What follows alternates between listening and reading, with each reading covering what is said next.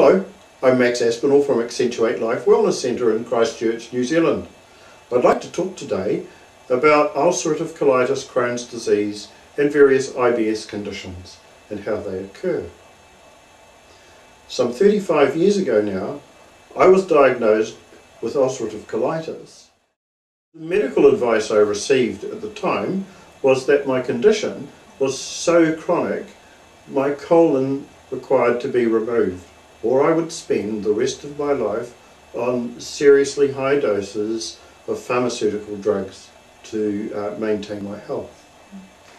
My first experience of pharmaceutical remedies was that I couldn't sleep at night, I couldn't work properly, I found my whole life was turned upside down. So I decided I would seek what actually triggered the condition and how I would overcome it. Firstly, I sought medical advice, and one of the things they told me was that they gave me a dietary plan, and I found that to be completely wrong. So that didn't help. I eventually discovered that all I.B.S conditions are caused by malnutrition. It's well documented, and the actual causes start early in childhood, right through to early adolescence. Such conditions as asthma, eczema, dandruff, colds and flus that we can't throw off, tonsillitis, high body odour, just various conditions like that that compound because for some reason, which is another story, we tend to be slightly more sensitive than a lot of other people. So these conditions over years compound. Following on from these conditions, there are a number of triggers that set it off, and we know exactly what they are also. Those triggers are food, particularly cooked food.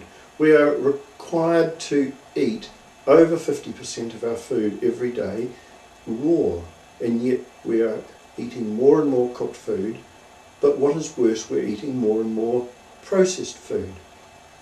And our processed food can be anything from the milk today, which is a highly processed product and has no nutritional benefit for us. The other things that have even more impact on us are such things as over-the-counter medications such as paracetamol, aspirin, cough remedies, hay fever remedies, those sorts of things that we take for seasonal ills. But the main things that cause us the greatest problem are antibiotic products. They have a huge impact on us. They tend to shut down our immune system, and I.B.S condition often results.